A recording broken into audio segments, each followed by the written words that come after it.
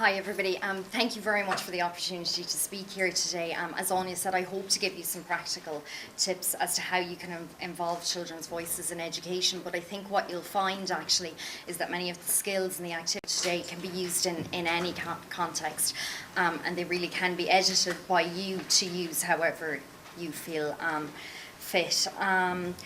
I suppose I also want to highlight that you're the experts. You know your children best, and you can take these skills and work with them. But I'm not kind of up here to claim to be an expert on your child, so you need to take them and use them yourself. So as Anya said, I've been involved in participation and consultation work for a while, and one of the questions and the challenges that is often brought up to us, particularly professionals actually when we're working with them, is if we do, if we say to children, we want to hear your opinions, we want to hear what you think about this or what changes you'd like to make, often professionals will say, well, maybe we can't keep those promises or maybe we can't meet those needs. And the answer to that question really is just about being really, really honest with children and young people and saying to them, we can't change everything, but we'll definitely listen to what you have to say, take it on board, and if we can't meet those needs or make those changes, we'll feed that back to you and explain why we can't and see what we can do. So that's just one of the challenges that's often brought up in terms of participation or involving children's voices. And there's just a very simple answer in response to that. Okay? So I suppose what I'm going to just look at today is briefly look at self-care. I'm going to touch on active listening skills because I think they're really, really important for everything that we do when we're working and talking to children. I want to go through some practical activities. I'm going to briefly then talk about the ISPCC Children's Advisory Committees and different ISPCC supports that you might find useful to you. So I suppose you've all probably seen this image before if you've ever been on a plane. It's something that we're very familiar with.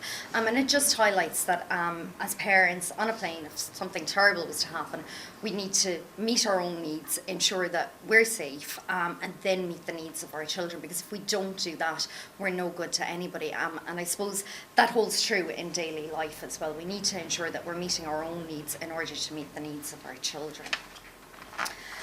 So some of the things that we've learned from parents through our work with parents in relation to stress management that I think are just important reminders for all of us. So daily self-care, trying to find 10 or 15 minutes a day for yourself. And it's about finding something that works for you. I heard an interesting quote during the week from Tony Bates, the founder of Jigsaw, and he said there's 7 billion people in the world and there's 7 billion different ways that people have for self-care. Everybody is different. It could be the cup of tea, meditation, going for a quick run, whatever it is, but that's really important. Physical health, so trying to improve sleep patterns, exercise, eating healthy, whatever it is, all of those things are really important. Seeking support, asking for help, telling someone that you're feeling tired or whatever it is, that you need a night off, that's also very important. Tackling one thing at a time and saying no to less important demands. I think a lot of us can find it hard to say no sometimes. And I think sometimes when we do say no, often what we say no to is those things that we get enjoyment from. So we'll say, oh no, I won't go for that run with you this evening or that walk, or I won't go for that, because we mightn't place as much importance on that, but actually that's just as important as anything else that you do. So just have a think about, what that importance is, what importance means to you. And then focus on your strengths as parents. We can beat ourselves up so much about how we're doing as a parent, but it's just to really focus on your strengths. Okay. So active listening, I work with the Childline service, and active listening is the core part of what we do in Childline. And it's amazing when I do interviews for people who want to volunteer with the Childline service, one of the things that they'll say in the interview is, I'm an excellent listener. And then they'll run through the training course, and at the end of the training course they say, God, I really had no idea what listening actually was. Because as the name suggests, active listening requires action.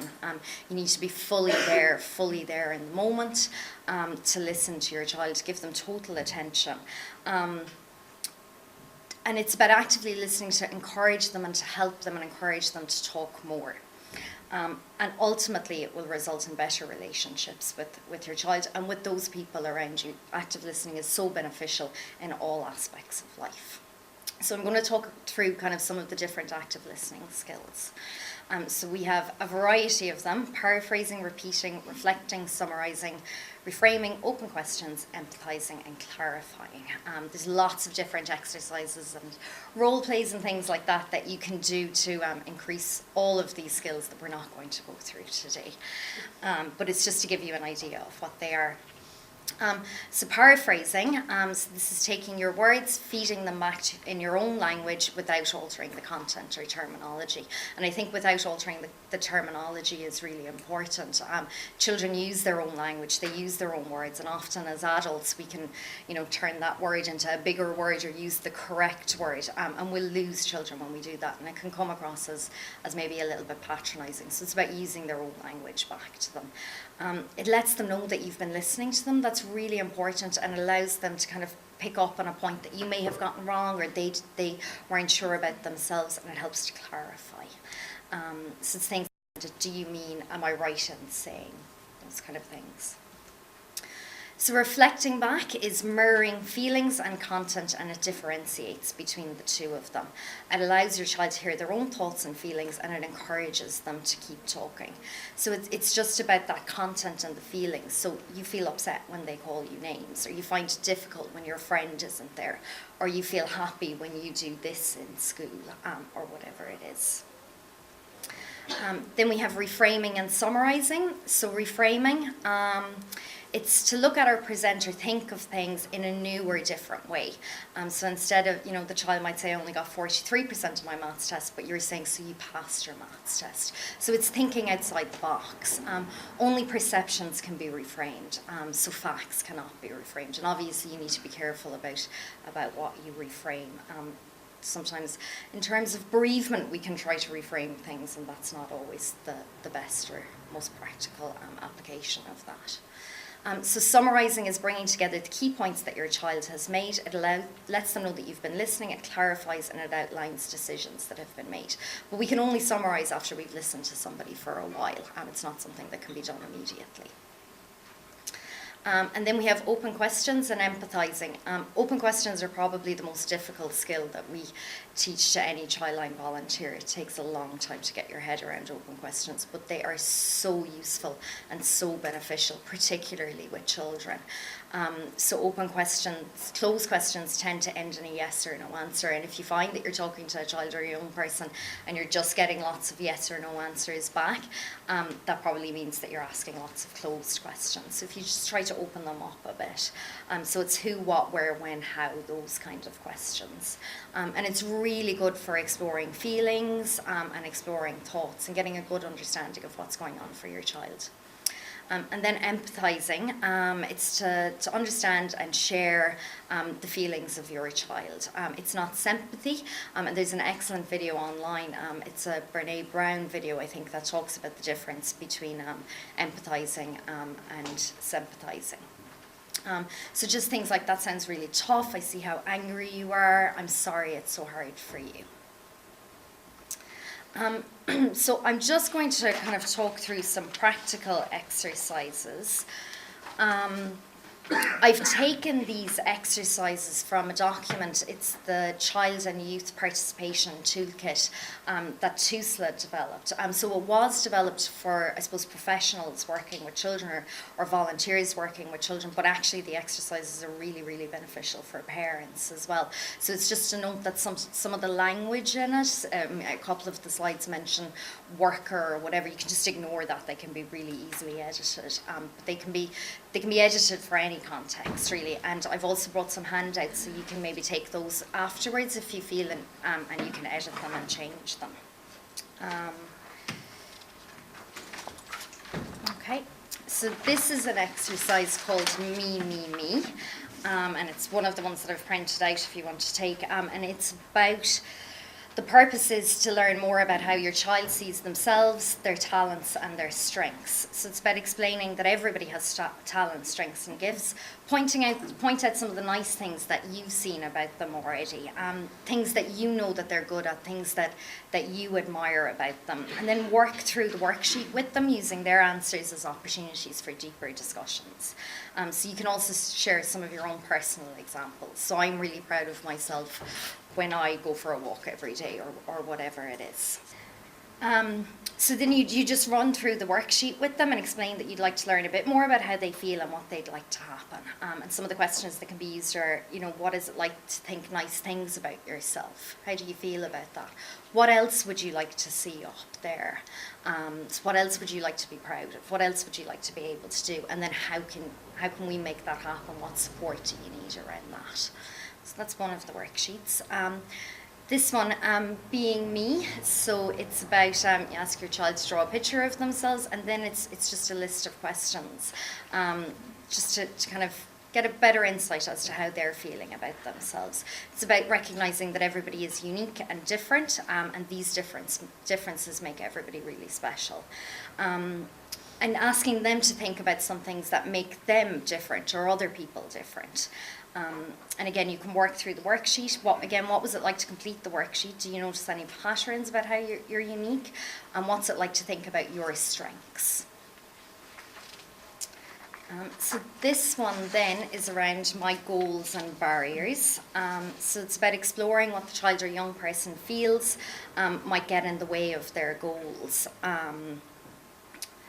So we all have different goals and barriers, and I think if we want to achieve those goals, we need to sit down and look at what might prevent us achieving them in a way, what might get in the way, and then what supports do we need to be able to help us to do that.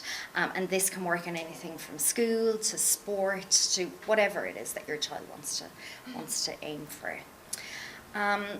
Then this one, me and school. So there's 3 different worksheets here, but it's about exploring how they feel about school. This can be used for kind of academic achievements, but it can also be used as there's something in the school that they particularly want to change. And by working through these worksheets, you get a really good kind of understanding and baseline as to how they're actually feeling. And it'll give you an idea of who they see as a support in their school, whether that's a teacher or some of their peers or classmates. And then you can decide what it is that they want to change and how that can happen, if it can happen. There are a few different worksheets there.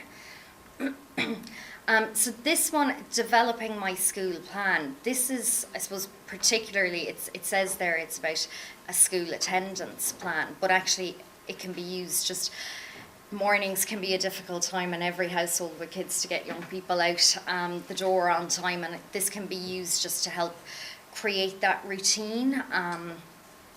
And make the household a bit of a calmer place in the morning. And it's, there can be rewards for different things, but it's getting them involved in the process as well, because it can be a really difficult time stressful time for young people in the morning as well. I know I'm not a morning person, I could probably do with something like this for myself. So then, what are you committed to doing? What can the young person do? What barriers might they meet? And who can help with the plan? Is there anybody else in the house that can make things a little bit easier? So as I said, it is school. It says it's a school attendance plan, but actually it can just be used to kind of develop the morning routine. And again, this is a school review plan, so it's kind of a ladder base. As you see, it says what my worker thinks, but that can be parent or a peer. You can just edit that, and it gives you a good idea of, well, this is how the child feels that they're doing. How do you as a parent feel that they're doing? And where is the difference there, and what can you do to change that? AnneMarie, do you want to say that we have these resources? Because I'm just seeing the cameras going around there. Pardon? You're going to give them out? We are going to give them out, we have them. I have. No. To see that, so we can give them out at the end. Yeah, I've printed off, not all of them, but I've printed off most of them, and I think that they can be collected on the way out. But what I would say is that this toolkit is available online. It's, if you Google, it's the Child and Youth Participation Toolkit from TUSLA. It's a PDF document, and I know you heard about the Lundy model earlier, and it goes through each of the 4 sections in the Lundy model. These exercises are actually all taken from the voice section. It's about hearing the child's voice. There's lots and lots of exercises in there. If you bear in mind that it was written maybe for professionals or people working with children, but actually really useful exercises there for parents as well, if you're happy to edit them. Okay. So then I suppose conversation starters. As parents, you probably don't need a huge amount of help in this area because you're well able for it, but you know, I think sometimes when we talk to young people, I've spoken about the importance of open questions, and they are really important, but it's also important that they're not too open, because I think you'll probably find that if you ask your child, how was school today, you get a grand, or whatever it was. So it's about maybe, you know, closing those questions down a little bit sometimes to get the conversation started. So how is your classroom different this year from when it was last year? And then can you tell me a bit more about that? What do you mean by that? Who's at your table? What was the best thing that happened today? What was the worst thing that happened today?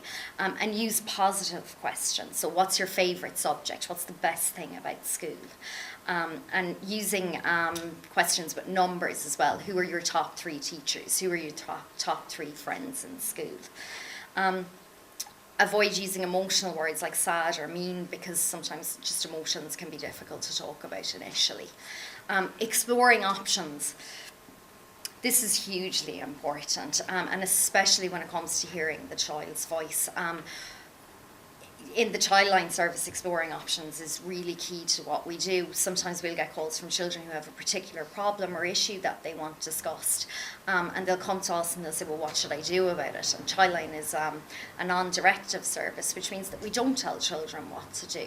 What we'll do is we'll explore with them what they think is the best thing that can happen. And when we talk about involving children's voices in education, or listening to children, hearing their voices about what they want to see happen, oftentimes children can say, well, this is what I want to see happen, and I want it to happen now, and they don't really always think about the consequences or what that might mean for something else. So exploring options with them and asking their opinion, and just maybe challenging a little bit. So you're saying that you only want to go to school for an hour a day. It's probably not practical for a lot of children and families, but have they thought that through? So what would it be like if they only went to school for an hour a day? What would they do if they weren't in school all day? Who would take care of them? Those kind of things. So it's about really just talking that through with them, but putting it back onto them and letting them come up with the answers for themselves, because what we often find is in Childline is we'll talk through something with the child, and at the end of the conversation they've come to their own decision, they've explored their options, and they'll say at the end of the call, but thanks very much for that, you really helped me, but we didn't do anything, we just gave them the opportunity to explore it for themselves. We do talk a lot about rights in Childline, and we talk a lot about responsibilities, and we talk a lot about kind of legal issues. Sometimes children call us about things that are legally not okay, so we'll make sure that we let them know about that, but we'll also let them know about their rights, so it's important to bring those things in as well.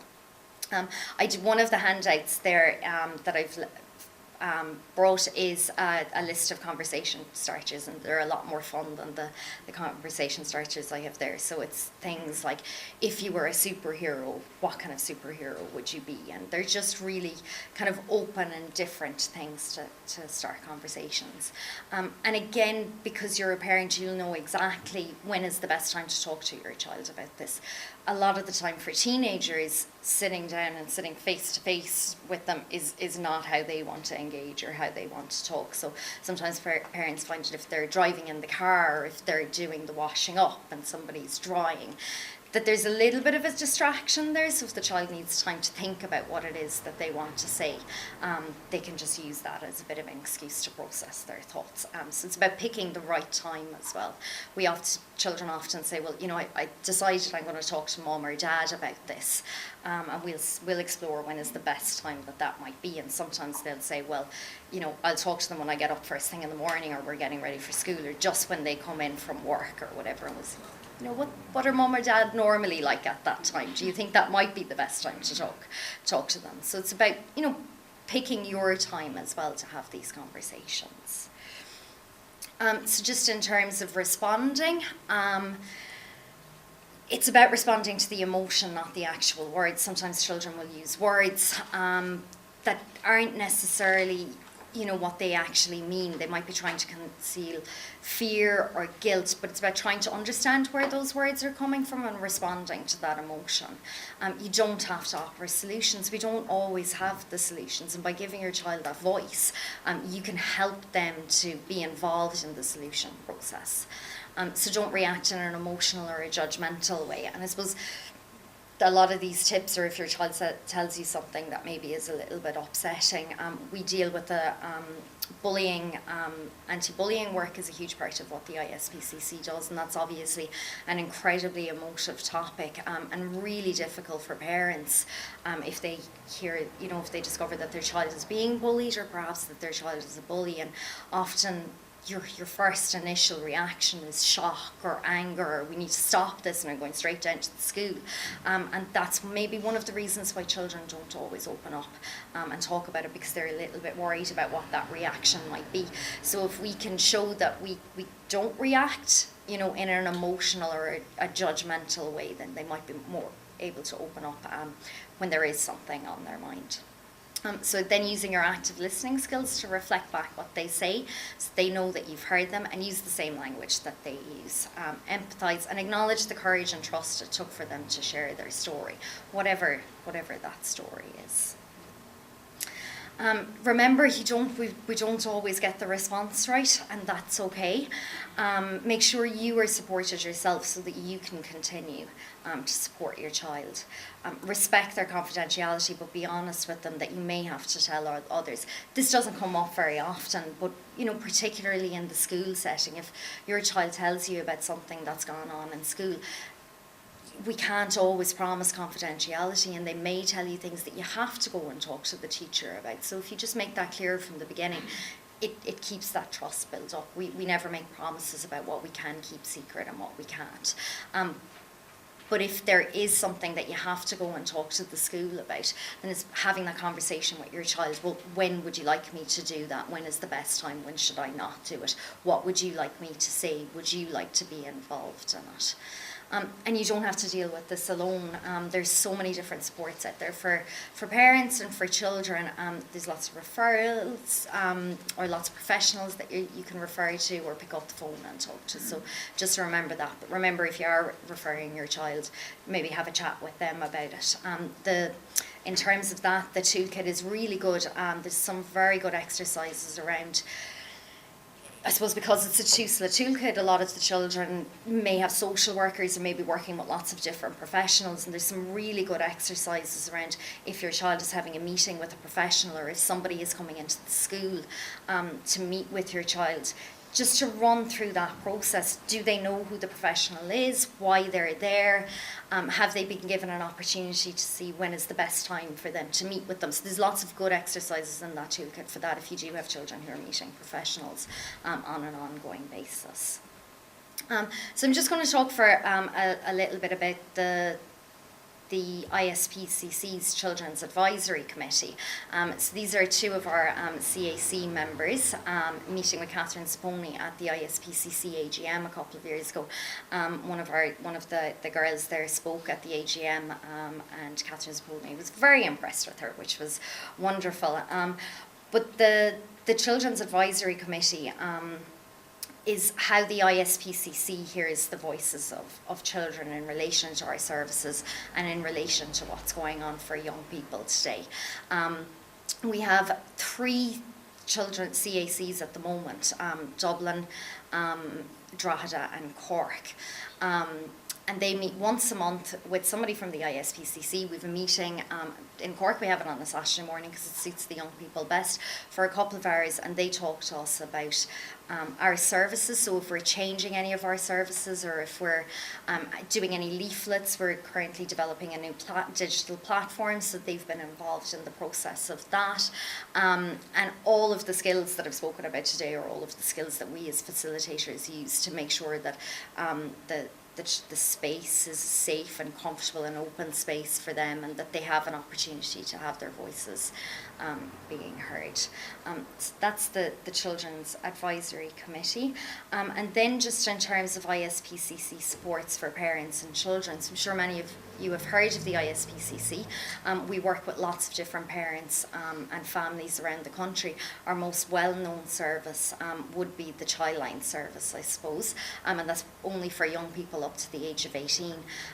The free phone service has been around for nearly 30 years now, and that's open 24 hours a day. It's a non-judgmental, confidential listening service for young people. Spoke about how we talk a lot about rights and we explore options quite a lot. Now, if a child gives us identifying information about, a risk situation, we have to pass that information on, and we don't keep that confidential. But in recent years, we've developed our online services. So we have a chat service where the young person can talk to us through the website, and we have a text service, and children and young people that service is really growing. They're engaging really, really well through those services. I think it's just the way technology has allowed that. But young people can find it much easier to open up through typing something as opposed to actually having to say the words of what's going on. So I would say, if let your children know about the ISPCC, about the Childline services, because we are a non-problem focused service, which means they don't have to have a problem to ring us. They can or to contact us. They can just have a chat about how their day is going, and that allows them to build up a relationship with the service. And then we're there if they feel there's something that they can't talk to a family member about. Our support line is operational Monday to Friday, 9 to 5:30 every day, and that's there for parents, members of the public, to pick up the phone if they have a query about anything relating to children. They may have seen something that they're not totally comfortable with and they're just not sure what to do about it. Or they may be parents looking for certain supports and they're not sure how to access them.